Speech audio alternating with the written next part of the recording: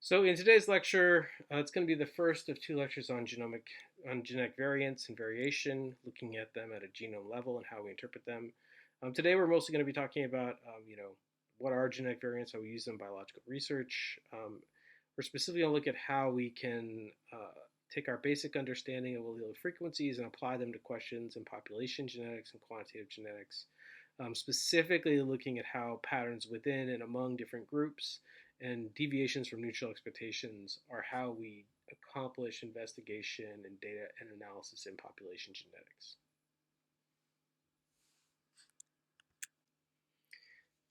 So genetic variation.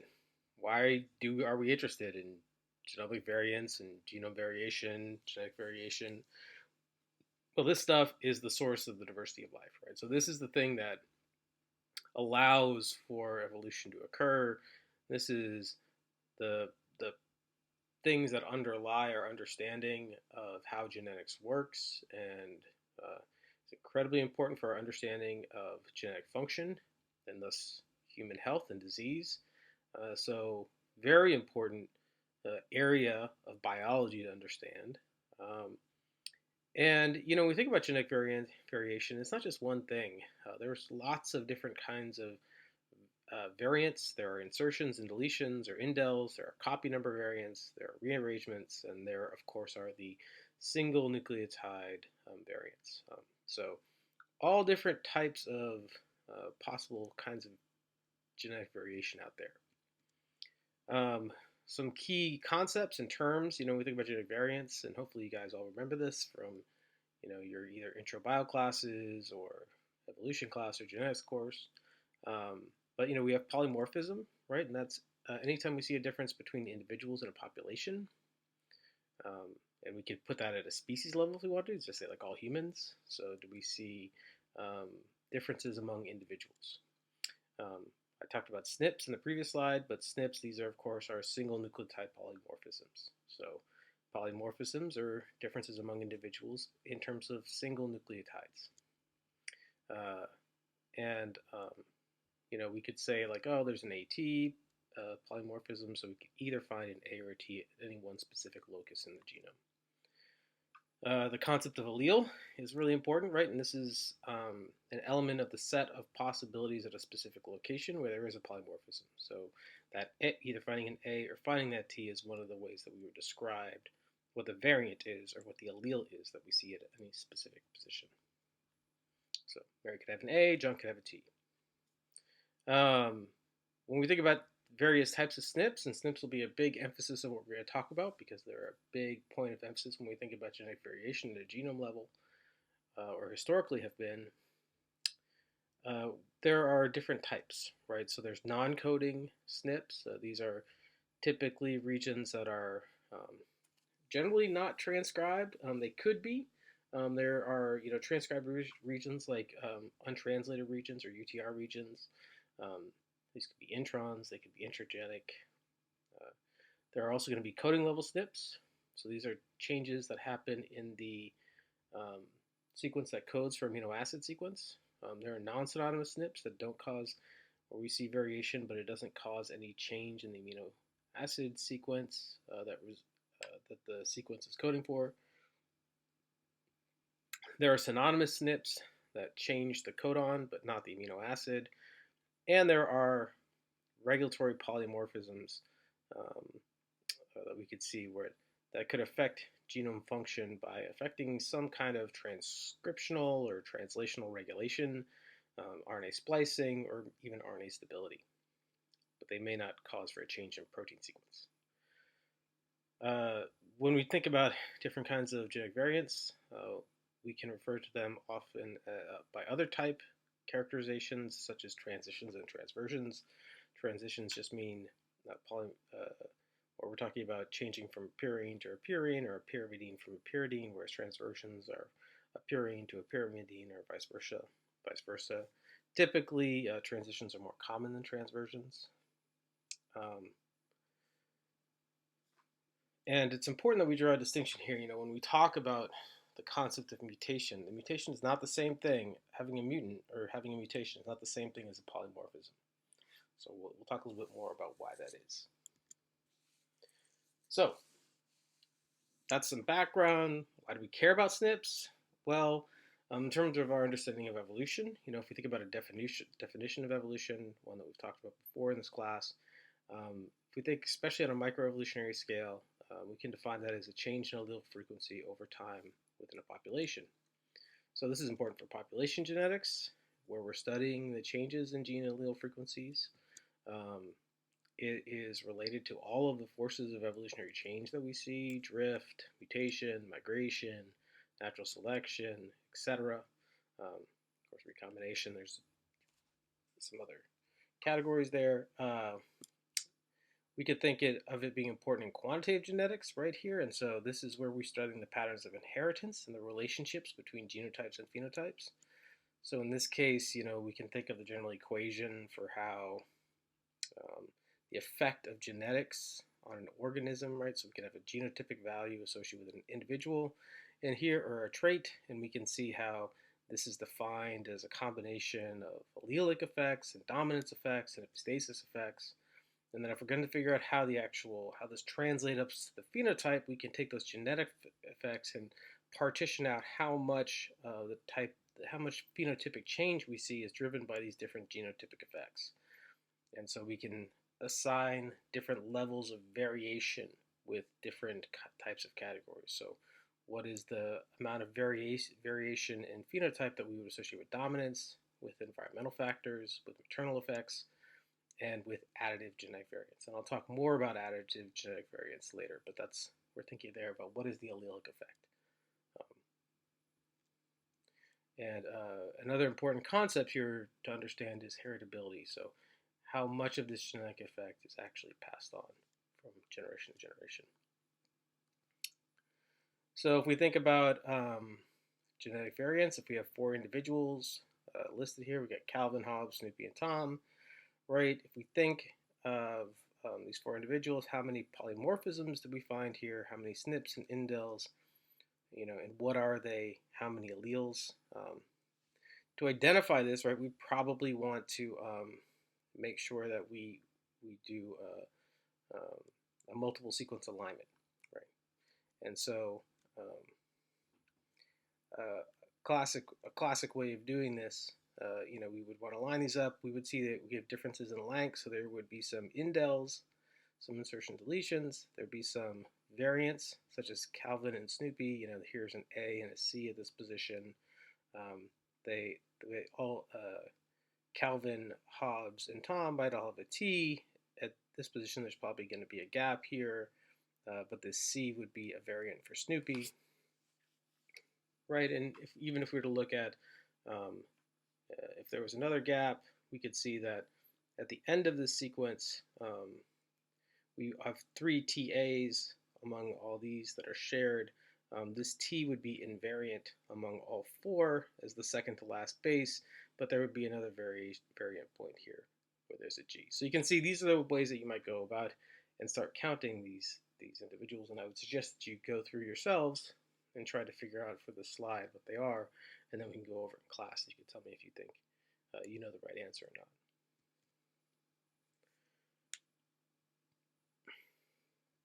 So when we think about genetic variance when we're looking at real sequences, right, they're identified through these multiple sequence alignments. We can see every place here we have this red star. We can find regions where we find some kind of variant, right? So here we have a case where there's a C and a G, right? There's an A and a G. Here we have a T and a C, and here we have a C and a T. So we can identify, how many genetic variants we see, and usually these are summed up as we think about them. Of the number of, we would categorize them. How many SNPs we find over a certain portion of the genome. What's the ratio of transitions to transversions? If it's coding sequence, which one of these are synonymous? And which one of these are non-synonymous, so causing changes in protein sequence, etc. So some key concepts when we think about SNP variation is one, we tend to think about these things in terms of allele frequency distributions. We're not just interested in comparisons among individuals in just one SNP are often need to take into consideration the frequency of lots of different SNPs, especially when we're thinking about doing things like comparing differences between populations. Linkage disequilibrium is another really important uh, concept. So how closely associated, how much linkage do we see between SNPs? It's important we take into consideration how much population structure or population stratification there is in a population, because this can have a big effect on patterns of SNP variation. And when we think about allele frequency distributions, linkage disequilibrium, population stratification, one of the big questions that we come to is, well, how do these things, what are the things that cause these entities to differ among and within species? So it changes in population size, differences in mating system, differences in population structure, um, migration, mutation, recombination, selection, right? So these are all factors that are affecting these allele frequency distributions, expectations on linkage disequilibrium, etc. When we think about these concepts as related to patterns of natural diversity in natural populations, it's important we understand that there are a lot of loci that we're going to find that are going to be homozygous, in other words, show no polymorphism, or heterozygous, where they show uh, um, high levels of possessing two alleles of different type, so being polymorphic. And when we think about the general frequency, we have individuals that have going to be homozygous at a locus, and some of them are going to be heterozygous. We can start to calculate, when we think about a population, what is the overall allele frequency within that population. And one of the things to note is that there's a term that we refer to a lot, especially with regard to SNPs in genomics, which is the minor allele frequency. And so this refers to the frequency at which the least common allele occurs in a given population. And one of the things that you notice is that when you look at these allelic variants, the majority of allelic variants that we find in a population are generally observed to be rare. So they occur at very low frequency. And this is thought to be the result of a mutation drift balance. So not to be sort of important in the broader selective or functional components. But that said, I think there's a lot of debate in terms of where we might set this threshold for minor allele frequency, and how we might determine what is important and what is not in this section of the data. However, it is good to note that they do make up a large proportion of the total number of variants that we find in the population. So it's important that when we're talking about estimating allele frequency, we again re-emphasize the difference between genotype frequencies and allele frequencies, because a lot of times people confuse these two. They are two different things, right? So when we're talking about any given locus of a diploid individual, they're going to have two alleles at that spot. And so if we think about the different genotypes they might have, they could have an AA genotype or an AT genotype or a TT genotype. So there are three different genotypes, but there's only two alleles. So if we're calculating what the genotype frequencies and the allele frequencies are, we would go through and we would count the number of genotypes and divide it by the total, right? So there's about 310 individuals in this case. So if we're going to figure out the percentage of AA genotypes, we take 123 and divide it by 310. Now, how many total alleles are in the population if we're doing allele frequencies? Remember, there's only two alleles. There's three genotypes. So here we would add up the total number of alleles in the population, which in this case would be 310 times 2. So that'd be 620. And then we would count the number of each of the allelic types. So we would count the number of A alleles, and we would count the number of T alleles. So A alleles, that would be 123 times 2 plus 134, right? So, and T alleles would be 52 times 2 plus 134, because there's two alleles for every TT genotype and only one allele for every heterozygote. And then we figure out which one is the minor allele by looking to see which one has the lower frequency. In this case, it's going to be T. So I'd take some time, make sure you can calculate these allele frequencies easily enough. I would expect that all of you would be able to do this. One of the ways that we define these patterns of variation is through terms like nucleotide diversity. So nucleotide diversity, if we think about what it means, it's the fraction of nucleotides that differ between a pair of alleles chosen at random from a population. So we can look along, say, a chromosome in this case, and we can see what are the patterns of these types of variations in allele frequencies that we see across the chromosome. And specifically, we can look at the types of segregating sites that we're looking at, which are showing the differences in the polymorphisms that we see between individuals or species in related genes. So we can see how much variation is deriving sort of the differences between different groups. Now, this idea that we look at diversity and we look at comparisons of diversity across different types of groups is one of the underlying tropes for how we think about examining patterns of diversity and genetic variation, allelic variation in population genetics. So in the classic case, we could take a look at something like population structure, where we're looking at, say, something like F statistics.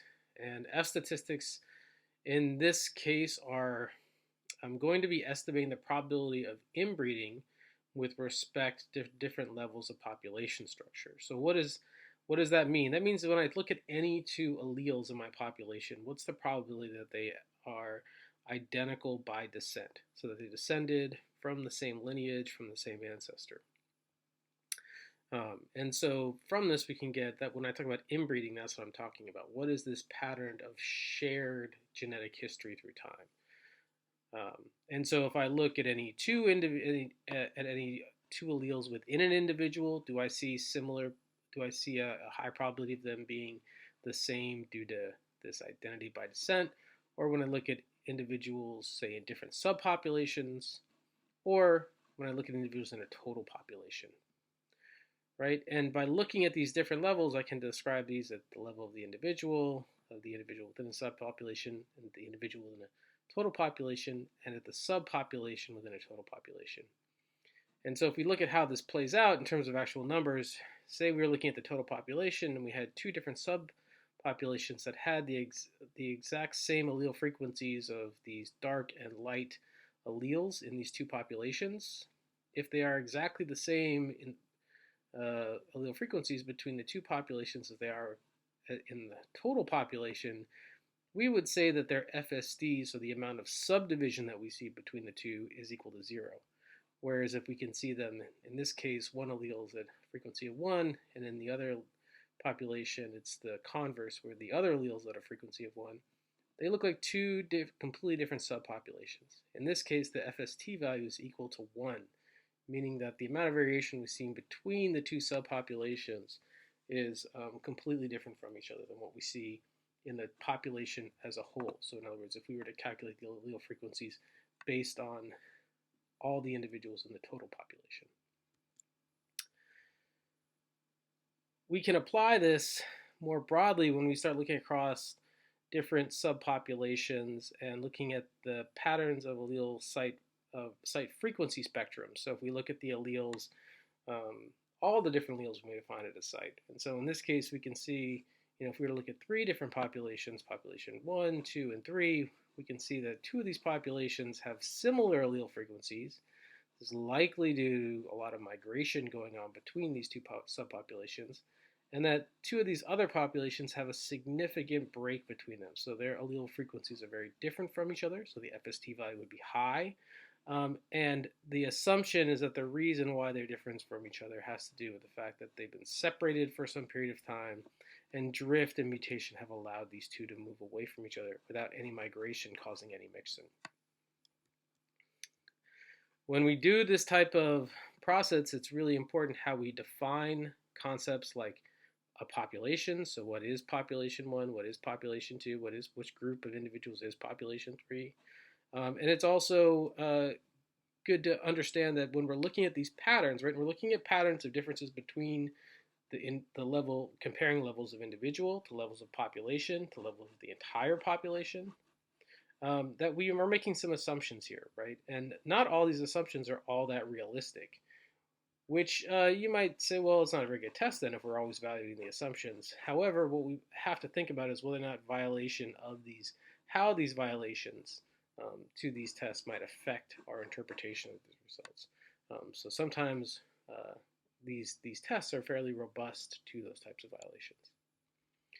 Another spot where we're looking at, so there, it's important to understand that what we're looking at is where we see these patterns of distribution of individuals changing our expectation from what we'd expect to see if we can included them all in one population. So if we all considered them to be one population, then we would have one expectation. But since if we break them up into smaller groups, does that change our expectation, and does that better match our data, or imply that we need to interpret our data differently? Linkage disequilibrium is another one of those cases. So when we talk about what is linkage disequilibrium, which is maybe one of the, it's not the best term in population genetics, but what does that mean? Linkage disequilibrium means that there's a non-random association between alleles. And so this means that, the alleles are not going to be inherited randomly with respect to each other, that there's some sort of link or connection between them, some level of linkage between them that allows their segregation during gamete formation to be non-random. There's a bunch of things that cause the strength of linkage. So things that are on the same chromosome, for instance, that are in proximity to each other are more strongly linked to each other. And the closer they are on chromosomes, the more the higher their linkage disequilibrium is. Historically, we have used recombination rate as a way of understanding the relationship of linkage disequilibrium and how, the farther apart you are, the more recombination could happen, and that's going to cause linkage disequilibrium to break down. So what happens is typically things that are sort of within 100 kb are thought to be in general linked to each other above background levels.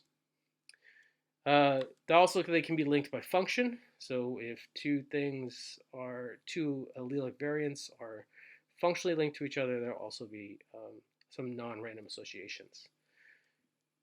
Haplotype structure is an important thing to consider when thinking about linkage disequilibrium. So again, haplotype, right, is the genetic complement that you would have received from one of your parents. So in diploid individual, so it's the chromosome variants that you got, the variants associated with the chromosomes you inherited from either of those two. And in this case, one of the big things when we think about variants moving forward is that when we think about the human genome, about a million SNPs are actually what we call tagged in the human genome, and that means they represent a region of the genome that exhibits linkage disequilibrium correlation above 0.8. And so this is one of the ways that we can get around having to, when we do GWAS analysis, having to look at every single variant. Instead, we only look at about 1 million of these variants, and that helps us describe overall patterns in the genome. And this is generally the thought, the number of SNPs that have been calculated to be able to be sufficient for all disease association mapping. So you can use about 100 million SNPs that are located to identify 1 million SNPs to identify 1 million regions in the genome that might be associated with disease. So this is kind of a complicated slide, but the point here is just that when we think about linkage disequilibrium, there is actually, we're thinking about this non-random association of alleles, right? And that this non-random association can affect genotype frequencies. Remember the difference between allele frequencies and genotype frequencies. So if we think about what that means, if we look at these equations, we can see. So if I'm talking about two different alleles, two different sets of alleles, A1 and A2, and B1 and B2, so two loci with two alleles each. If I'm going to look for the association between the A1 and the B1 allele, if everything was neutral and it was just based upon neutral effects, it would be defined by the frequency of A1 times the frequency of B1.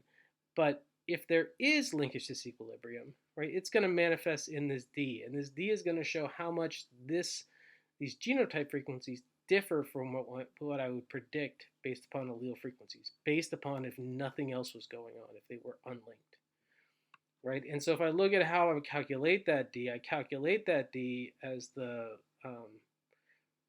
frequency of the genotype minus the frequency of allele A1, say the frequency of the P1 genotype minus the frequency of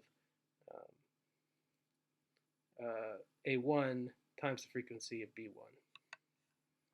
So this is one of the ways that I can calculate this value, and how much this deviates, this observed pattern of genotypic frequency deviates from my allelic frequency predictions, is how much linkage I would see.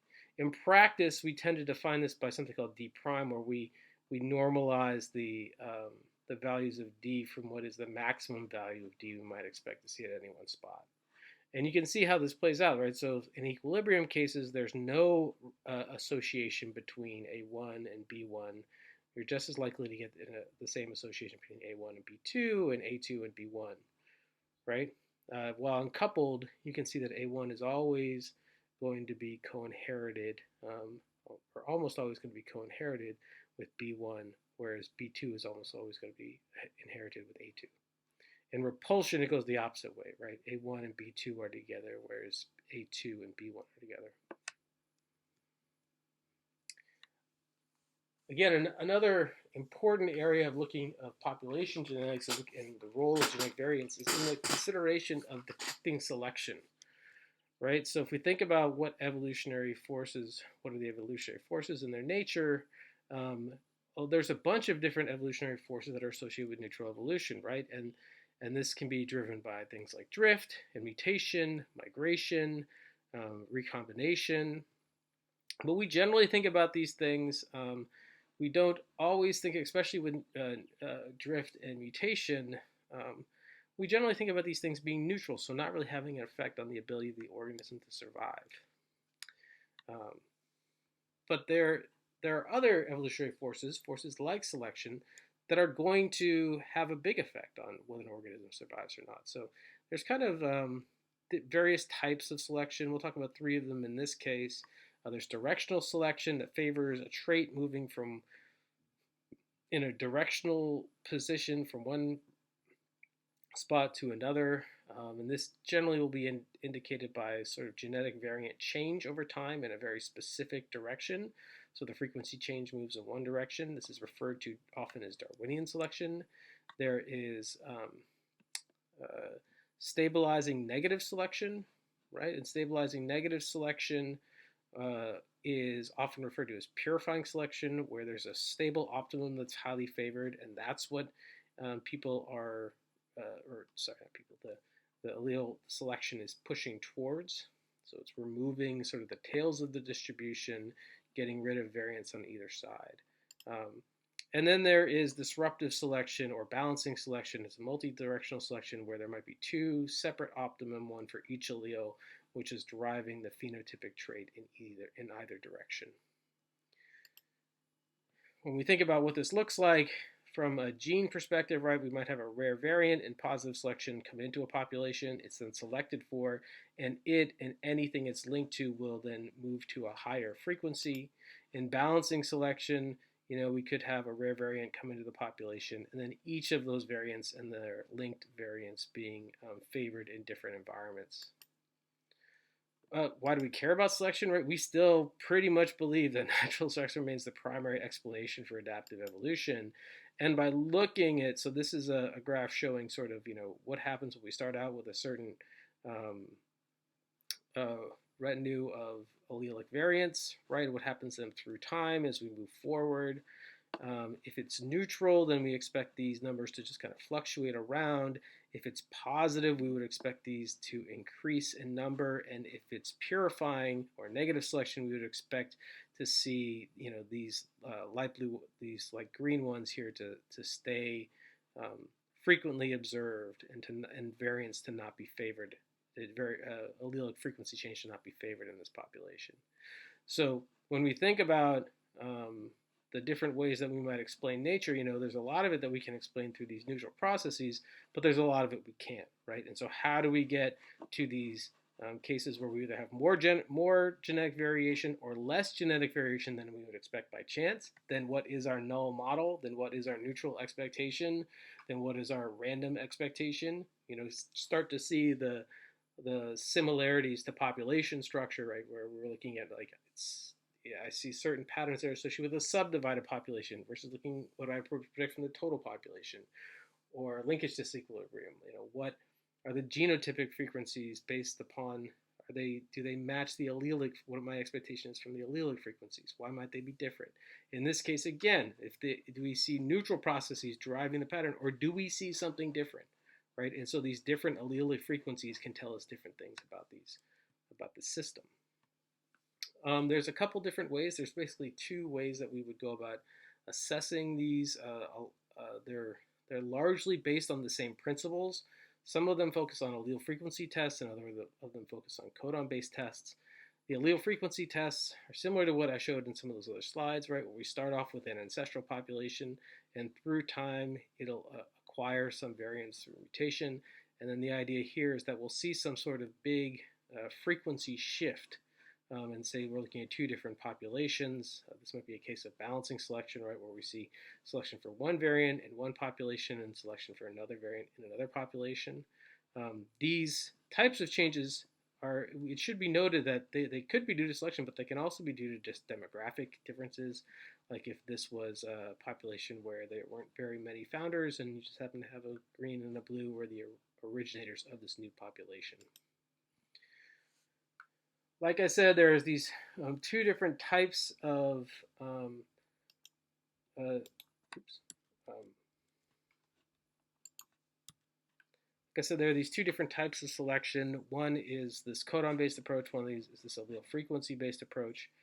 They generally operate under the same context, right? They're looking for differences between populations and between species, right?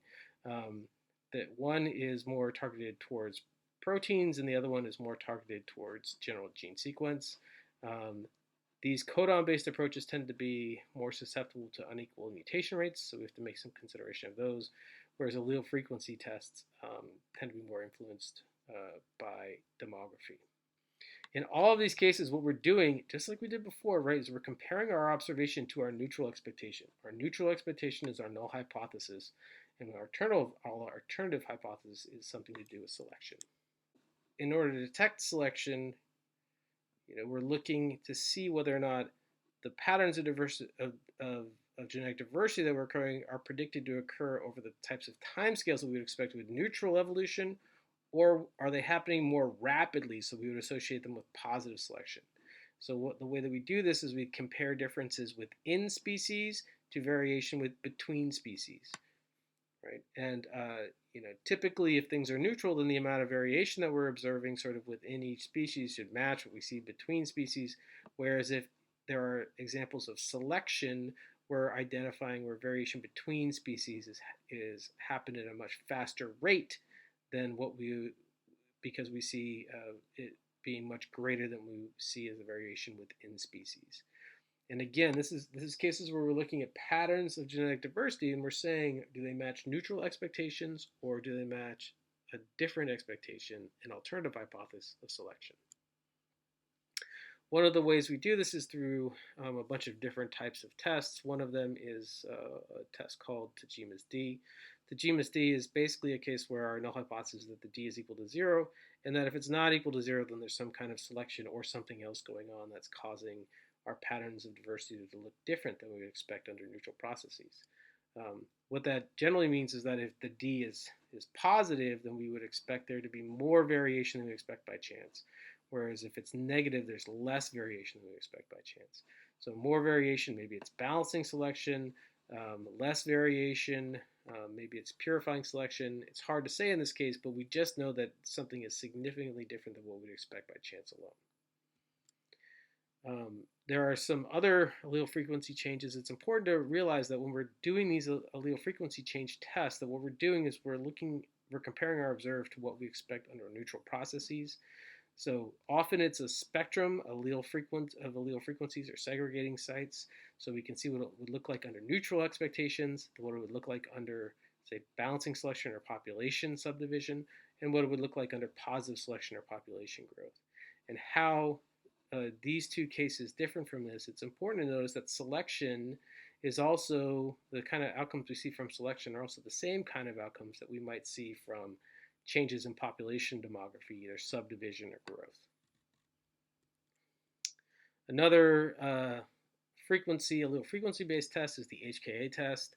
And this test, what we're looking at here, and this is a lot of math here, but the important thing to note is that when we look at the two entities that we are comparing in this case, right, in one of them we're looking at the differences that we find between homologous sequences between species, and here we're looking at how does that compare to the number of expected polymorphisms that we see within species. And based upon these differences between these expected differences between and within species, or among and within species, we're able to see whether or not we have a number that would cause us to be able to reject the null hypothesis of neutral evolution. Little frequency tests are great, but they tend to have low to moderate statistical power.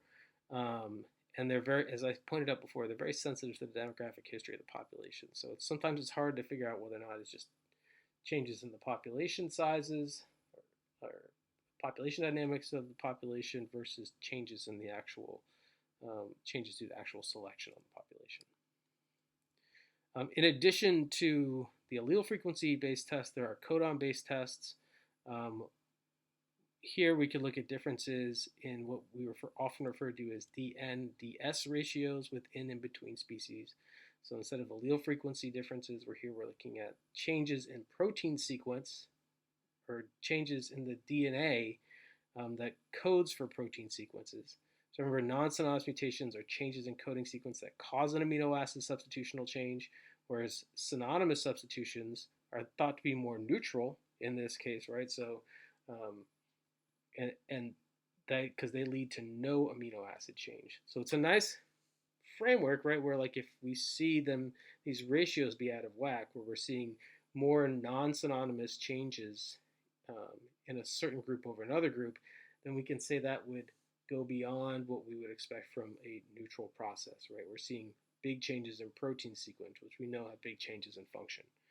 So it would be the difference between seeing a change in function versus not a change in function. A McDonald-Kreitman test is one of the tools that is used for this.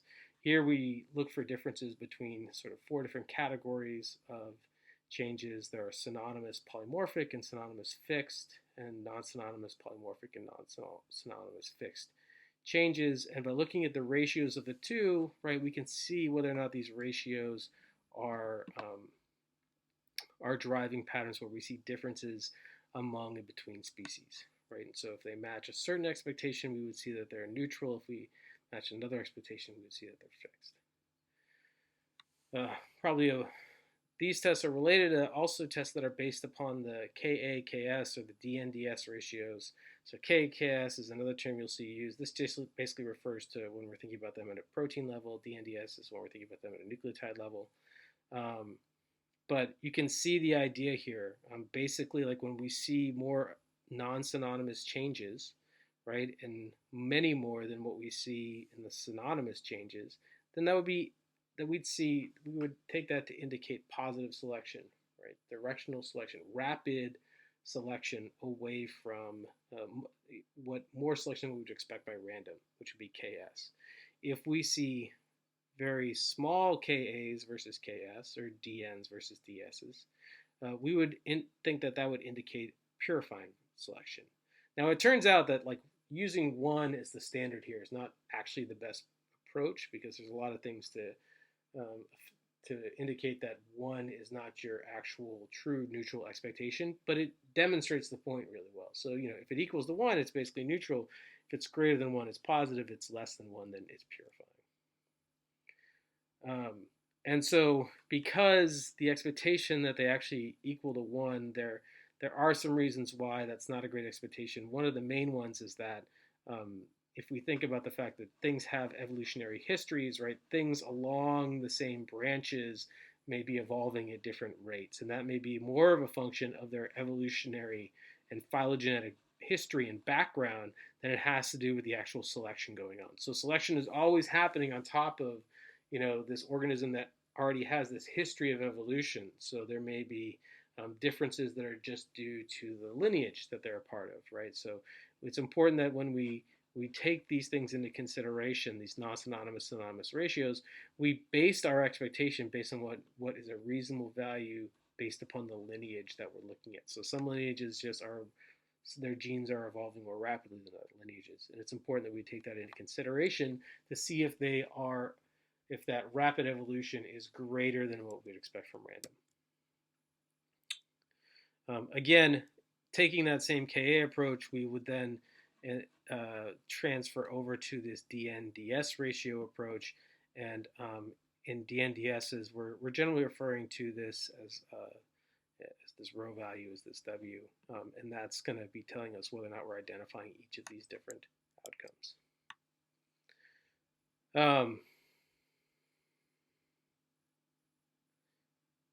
As I mentioned before, that it's very rare that this DN-DS ratio is actually going to be larger than 1.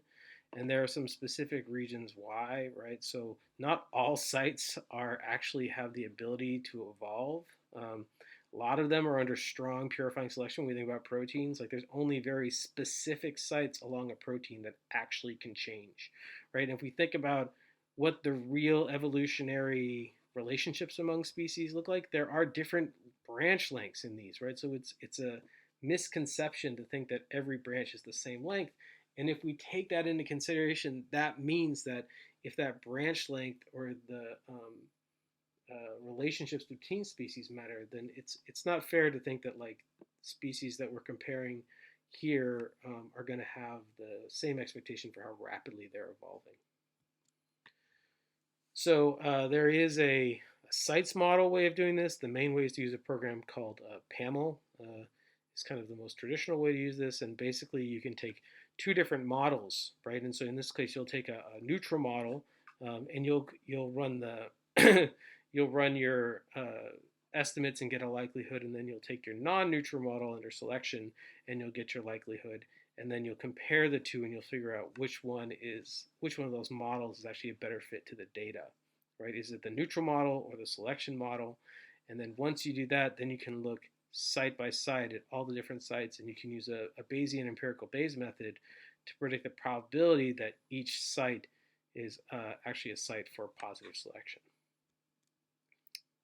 Branch model is interesting because what a branch model does is it as its neutral model, it looks at the background of all these other branches that you're not interested in, and that sort of sets your base level expectation for how rapidly evolution could be happening in the system in a neutral sense versus your foreground branches, and trying to see if the things you're looking at in the foreground are evolving more rapidly than the things in the background. It's kind of similar to that linkage disequilibrium approach I showed before, where they're basically weighting D by D max, right? In this case, they're weighting how much change we would expect by the maximum amount of by the rates of change of these other variables. There's also a branch sites model, which looks at both of these simultaneously, where basically it's looking at the effects of sites within branches. So for now, it's trying to control for the differences that different expectations we might have for different branches, and the differences that we might expect having of sites within those branches. There's lots of cases where these approaches have been applied and been successful.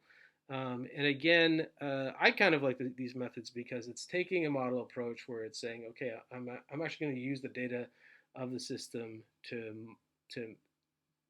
show which of these models is the most likely model to be supported. There are some shortcomings with them. They can be affected by a lot of by various factors, including how long of time since divergence, the amount of power and sampling we have in these systems. But I think that they're very interesting in terms of their ability to identify these sites that we might think are really important in the structure and function of proteins. So we'll stop there for the first lecture on genomic variants, and I'll follow up with another lecture on genome-wide that deals more directly with the concepts related to genome-wide association studies in the next lecture.